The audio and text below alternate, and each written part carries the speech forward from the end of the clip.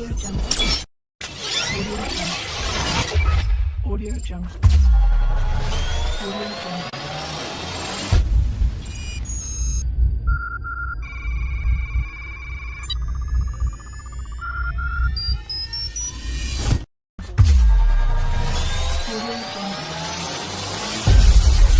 Audio Jungle.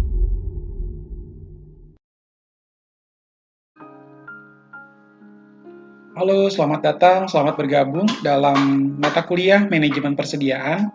Hari ini pertemuan yang kedua. Dalam pertemuan kedua, kita sudah masuk materi. Ya, teman-teman sudah mendapatkan penjelasan terkait dengan RPS atau kontrak perkuliahan kita selama 1 semester. Sekarang kita masuk pada materi yang berjudul Inventory Management. Ya, tentunya teman-teman sudah mendapatkan gambaran sedikit berkaitan dengan persediaan. Ya. Nah, kita masuk saja pada PowerPoint-nya. Persediaan merupakan salah satu aset paling mahal pada perusahaan. Lebih dari 25% dari total modal perusahaan direpresentasikan dalam bentuk persediaan. Ya, tapi persediaan ini agak sulit untuk dikonversikan menjadi kas keras atau kas lunak karena perusahaan harus merubah dari bahan mentah menjadi barang dalam proses, kemudian menjadi barang jadi. Setelah itu, baru bisa dijual kepada customer, baru bisa menghasilkan nilai atau nominal tertentu. Nah, persediaan membentuk hubungan antara produksi dan penjualan produk. Nah, persediaan yang dimaksud ini berarti dia diterapkan pada perusahaan manufaktur yang memang mengolah bahan mentah menjadi barang dalam proses dan kemudian menjadi barang jadi. Nah, manajemen persediaan adalah kegiatan untuk menjaga jumlah optimum dari barang yang dimiliki. Nah, manajemen persediaan merupakan salah satu bagian dalam manajemen operasional dan manajemen produksi. Manajemen persediaan yang baik mampu mengurangi biaya. Ya, artinya seorang manajer dituntut untuk memanage persediaan yang ada dalam perusahaan supaya persediaan ini juga turnover-nya, perputarannya cepat dan bisa menghasilkan uang secepatnya. Dan jangan terlalu lama mengendap di gudang. Ya. Dan kemudian manajemen persediaan yang baik tentunya akan berdampak pada pengurangan atau penekanan biaya dalam perusahaan. Nah, persediaan meliputi barang yang dibeli dan disimpan untuk dijual kembali. Ya, jadi dia dibeli lalu disimpan dan nanti akan dijual kembali. Barang jadi yang telah diproduksi, ya. Kemudian barang dalam penyelesaian yang sedang diproduksi. Artinya kalau barang dalam penyelesaian ini dia masih dalam proses, ya, belum selesai menjadi barang jadi. Kemudian bahan serta kelengkapan proses produksi. Lalu ada bahan pembantu atau persediaan habis pakai. Atau office supplies inventory. Klasifikasi persediaan. Nah, persediaan diklasifikasikan sesuai dengan jenis usaha. Nah, secara umum perusahaan dapat dikelompokkan menjadi 3 jenis, yaitu perusahaan jasa, perusahaan dagang, dan perusahaan manufaktur. Oleh karena itu, jenis-jenis persediaan pada ketiga perusahaan tersebut tentunya berbeda. Ya, jenis persediaan menurut fungsinya, menurut Rangkuti 2004. Ada batch stock atau lot size inventory, persediaan yang diadakan karena kita membeli atau memproduksi dalam jumlah yang lebih besar daripada jumlah yang dibutuhkan pada saat itu. Jadi kita membeli persediaan, ya walaupun nggak ada penjualan, kita stok aja di dalam gudang kita. Ya. Nah, keuntungannya apa kalau menggunakan batch stock atau lot size inventory? Pertama, potongan harga pada harga pembelian. Ada diskon, ya, karena kita membeli dalam jumlah besar. Lalu efisiensi produksi. Kalau kita belinya secara besar, dalam part besar kita langsung proses menjadi barang jadi, tentunya mesin juga akan lebih efisien sekaligus ya daripada kita memproduksi barang yang sedikit. Lalu ada penghematan biaya angkutan. Nah, jenis-jenis persediaan ya, klasifikasi persediaan ada fluctuation stock, persediaan yang diadakan untuk menghadapi fluktuasi permintaan konsumen yang tidak dapat diramalkan. Nah, jadi di sini adanya permintaan dari konsumen yang terkadang sulit untuk diprediksi ya. Beda kalau misalnya ada high season menjelang hari raya, bulan Ramadan, atau Idul Fitri, Natalan, Tahun Baru, atau menjelang tahun baru Cina. Nah, itu kan tentunya kita bisa memprediksi, tapi ada kalanya di momen-momen tertentu itu sulit untuk diprediksi atau diramalkan. Makanya masuk dalam fluctuation stock. Kemudian ada anticipation stock, persediaan yang diadakan untuk menghadapi fluktuasi permintaan yang dapat diramalkan. Jadi kita sudah tahu ya, momen-momen kapan akan ada persediaan, akan ada permintaan dari customer. Nah, berdasarkan pola musiman yang terdapat dalam 1 tahun, dan untuk menghadapi penggunaan, penjualan, atau permintaan yang meningkat. Kemudian jenis-jenis persediaan menurut jenis dan posisi barang, menurut Dickman dan rekan-rekan tahun 2000. Ada persediaan barang dagangan atau merchandise inventory, lalu ada persediaan manufaktur, manufacturing inventory, dan persediaan rupa-rupa. Klasifikasi persediaan manufaktur. Persediaan bahan baku, barang berwujud yang dibeli atau diperoleh dengan cara lain. Misalnya, dengan menambang dan disimpan untuk penggunaan langsung dalam membuat barang untuk dijual kembali. Ya, jadi dia langsung disimpan ya. Ada kalanya langsung dijual, tapi ada juga yang menunggu waktu tertentu.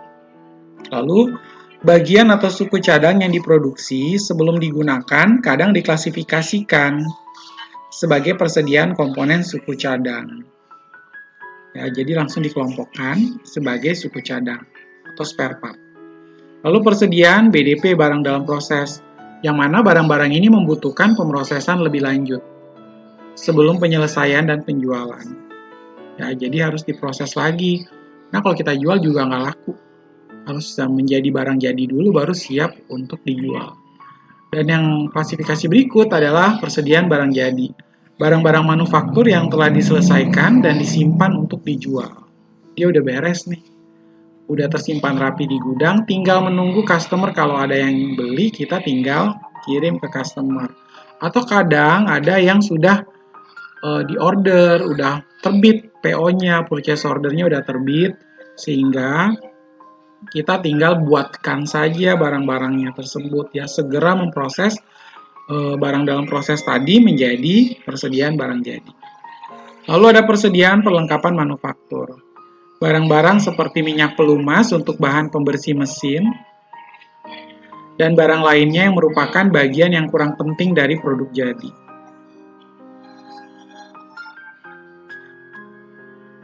Ya. Nah, ini bisa dimasukkan ya kalau kita bicara dalam akuntansi biaya itu dia sebagai biaya overhead pabrik. Karena dia merupakan bagian yang kurang penting dari produk jadi, tapi tetap perlu sih sebenarnya ya. Tetap diperlukan produk tersebut. Ya, seperti itu. Lalu menetapkan persediaan. Kesalahan dalam menetapkan persediaan dapat berakibat fatal. Suatu contoh, persediaan terlalu kecil, hilangnya kesempatan untuk menjual dan memperoleh laba. Ya, karena persediaan terlalu kecil, ternyata permintaan dari customer terlalu besar, sehingga yang kita penuhi hanya sesuai yang ada di dalam gudang kita. Jadi kita hilang opportunity untuk menjual dan memperoleh laba yang signifikan. Lalu, persediaan terlalu besar, adanya biaya besar, ya memperkecil laba dan memperbesar resiko. Ya, kalau persediaannya besar juga kita harus hati-hati ya, karena kenapa? Kadang kita udah simpen di gudang, barang itu malah, misalnya nih, gudangnya ternyata bocor, sehingga mengakibatkan barang-barang jadi yang ada di gudang menjadi rusak. ada biaya yang harus kita keluarkan ya. Jadi resikonya juga tinggi ya dengan adanya biaya besar tersebut. Kemudian fokus pengelolaan persediaan. Berapa banyak yang harus dipesan pada waktu tertentu? Ya. Berapa banyak sih barang yang diminta oleh customer? Kalau misalnya dia secara berulang, kita udah tahu ya timingnya. Misalnya, oh ternyata dari bulan Januari sampai bulan Maret dia tuh selalu mesen hanya sebesar 20 unit saja. Oh berarti dari Januari, Februari, Maret dia selalu berulang. Pesanan dia tuh hanya 20 unit. Nah, berarti kita bisa prediksi bulan-bulan kedepannya pasti dia hanya memesan 20 unit. Tapi kita boleh ya spare lebih banyak barang yang mau kita selesaikan ya supaya menjadi persediaan barang jadi, supaya nanti pada saat di masa-masa yang akan datang ternyata customer tersebut merubah permintaannya ya, misalnya yang biasanya 20 persediaan barang jadi, dia mintanya 25. Nah, kita udah spare tuh ada 5 kelebihan dari barang jadi tersebut yang siap untuk dikirimkan ke customer. Lalu berapa banyak jenis persediaan yang harus disimpan? Dan kapan sebaiknya persediaan ini disimpan? Nah, tujuan pengelolaan persediaan menyediakan persediaan yang dibutuhkan untuk menyokong operasi dengan biaya minimum.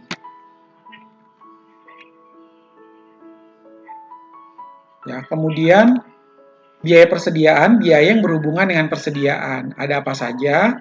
Biaya penyimpanan persediaan, biaya pengadaan persediaan, biaya persiapan produksi, biaya akibat kekurangan persediaan. Ya, biaya-biaya ini diidentifikasi ya, karena dia kurang lebih akan muncul pada saat persediaan itu ingin dihasilkan menjadi barang jadi. Kemudian biaya persediaan meliputi ada satu biaya simpan, biaya untuk menyimpan, menjaga atau merawat persediaan. Misalnya apa? Biaya sewa gedung, penjaga gudang, listrik gudang, asuransi, biaya peralatan untuk perawatan. Kemudian yang kedua adalah biaya pesan, biaya yang timbul selama proses pemesanan. Misalnya apa? Ada biaya administrasi pemesanan, biaya proses pesan, biaya bongkar muat, dan lain-lain. Ya, jadi kita ternyata ya pada saat ingin menghasilkan persediaan itu ada juga biayanya. Nah, tugasnya dari manajer itulah melakukan maintain atau manage supaya biaya yang dikeluarkan untuk menghasilkan persediaan barang jadi itu lebih kecil ya, seperti itu. Kemudian biaya persediaan meliputi ada biaya penyiapan juga ya, biaya yang timbul untuk menyiapkan mesin atau proses untuk produksi. Misalnya biaya untuk membersihkan dan menyiapkan mesin, lalu ada servis atau setting mesin dan sebagainya. Lalu biaya kehabisan bahan, ya biaya yang timbul jika terjadi kehabisan bahan. Misalnya biaya kehilangan penjualan, biaya kehilangan pelanggan, selisih harga beli antara harga supplier, eceran, dan sebagainya. Lalu biaya simpan atau carrying cost, yang termasuk biaya simpan itu apa saja? Ada sewa gudang, kemudian ada biaya pemeliharaan barang di dalam gudang. Ya, kenapa sih harus ada biaya pemeliharaan barang? Nah, tadi yang saya kasih contoh ya, ternyata gudangnya bocor mengakibatkan barang yang sudah selesai tadi, barang jadi tadi, rusak. Ya, karena mengalami kebocoran atau misalnya mengalami kebanjiran sehingga menghasilkan barang-barang yang rusak atau cacat cukup banyak. Nah, itu yang ingin kita hindari ya. Makanya kondisi gudang itu harus baik. Makanya untuk mengurangi biaya pemeliharaan barang dalam gudang itu bisa ditekan sedemikian rupa ya, berarti kita harus menjaga supaya kondisi gudang itu selalu dalam kondisi baik. Lalu biaya modal yang tertanam dalam inventory ya, karena kalau kita misalnya ada persediaan itu kan kita beli dulu kan, ada modal yang kita keluarkan. Karena kita juga nggak tahu apakah persediaan yang sudah kita beli ini bakal bisa segera turnover atau bisa diputar lagi sehingga menghasilkan cash. Kan itu butuh waktu. Ada modal yang sudah kita keluarkan untuk menghasilkan, untuk membeli inventory tersebut. kemudian ada pajak, lalu ada asuransi. Nah, itu biaya simpan carrying cost. Kemudian ada besarnya carrying cost dapat diperhitungkan dengan dua cara. Berdasarkan persentase tertentu dari nilai inventory rata-rata,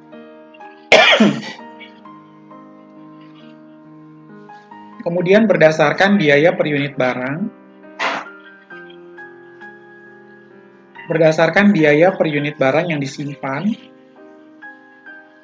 dari jumlah rata-rata,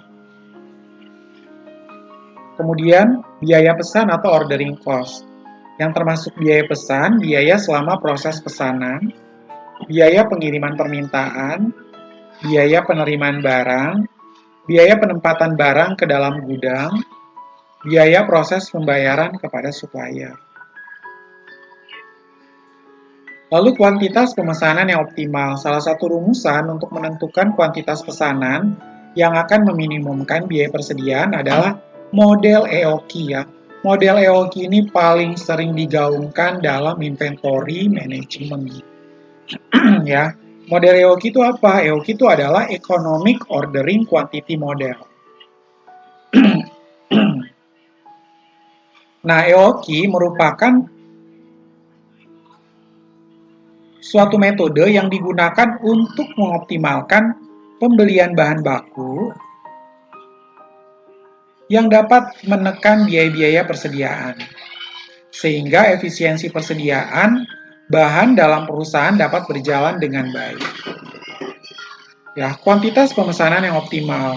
Dua dasar keputusan dalam model EOQ, berapa jumlah bahan mentah yang harus dipesan pada saat bahan tersebut perlu dibeli kembali. Ya, berapa sih jumlah bahan mentah yang harus dipesan pada saat bahan tersebut perlu dibeli kembali? Ada replenishment cycle. Lalu kapan perlu dilakukan pembelian kembali atau reorder point?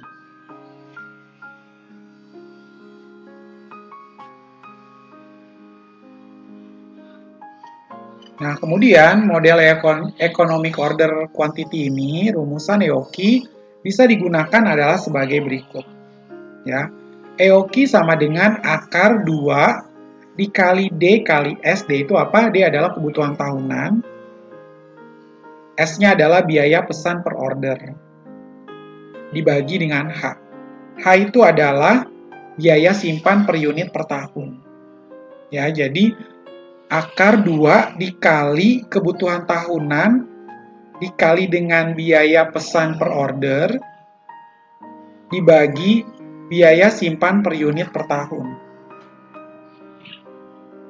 Nah, asumsi model EOQ, dalam penentuan model EOQ terdapat beberapa asumsi, antara lain jumlah kebutuhan bahan baku sudah dapat ditentukan terlebih dahulu secara pasti untuk penggunaan satu periode. Penggunaan bahan baku relatif stabil dalam satu periode. Harga bahan baku konstan selama periode tertentu. Lead time atau waktu tunggu mulai dari memesan sampai barang datang. Ya, lead time waktu tunggu mulai dari memesan sampai barang datang tetap dan tidak terjadi stock out atau kehabisan bahan. Ya, reorder point ROP adalah titik atau tingkat persediaan di mana pemesanan kembali harus dilakukan. Ya, jadi di mana ketika persediaan itu sudah tinggal 2 unit atau 3 unit, nah kita harus melakukan pemesanan kembali. Nah, reorder point atau ROP ini rumusnya sama dengan penggunaan per hari dikali dengan lead time. Nah, dalam pelaksanaannya, biasanya ada kebijakan-kebijakan yang diputuskan oleh perusahaan, sehingga penghitungan ROP disesuaikan dengan kebijakan tersebut. Nah, kebijakan berkaitan dengan safety stock. Ya. Nah, persediaan pengaman atau safety stock, persediaan tambahan yang dimiliki untuk berjaga-jaga terhadap perubahan tingkat penjualan atau kelambatan produksi pengiriman. Ya, maka persediaan awal sama dengan EOQ ditambah dengan safety stock. Kemudian persediaan rata-rata sama dengan EOQ dibagi 2 ditambah dengan safety stock. Lalu menentukan besarnya safety stock. Ada faktor pengalaman, faktor dugaan, biaya, dan keterlambatan. Ya, keterlambatan contohnya penggunaan per hari 15 kilo, keterlambatan pengiriman 10 hari. Ya, maka besarnya safety stock, ya keterlambatan pengiriman 10 hari tadi dikali dengan penggunaan per harinya 15 kilo, sama dengan 150 kilo. Lalu menentukan besarnya safety stock, menetapkan jumlah penggunaan selama lead time ditambah persentase tertentu sebagai persediaan pengaman. Contohnya, suatu perusahaan elektronik memerlukan bahan baku per hari sebanyak 500 unit. Dengan waktu tunggu 4 hari. Jika kebutuhan pengamannya ditetapkan sebesar 50% dari kebutuhan per hari, tentukan titik pemesanan kembali. Ya, perusahaan elektronik memerlukan bahan baku per hari sebanyak 500 unit dengan waktunya 4 hari. Jika kebutuhan pengamannya ditetapkan sebesar 50% dari kebutuhan per hari, maka berapakah titik pemesanan kembali? Ya, untuk reorder poinnya sama dengan 4 hari dikali dengan 500 unit, ditambah dengan 50%, dikali dengan 4 kali 500 unit. Nah, diperoleh 2000 unit ditambah 1000 unit, sama dengan 3000 unit. Kemudian menentukan besarnya safety stock, menetapkan jumlah penggunaan selama lead time ditambah penggunaan selama periode tertentu sebagai safety stock. Contoh, suatu perusahaan elektronik memerlukan bahan baku per hari sebanyak 500 unit. Dengan waktu tunggu 4 hari. Jika kebutuhan pengamannya ditetapkan sebesar kebutuhan, selama 3 hari tentukan titik pemesanan kembali atau ROP-nya. Ya, kita masukkan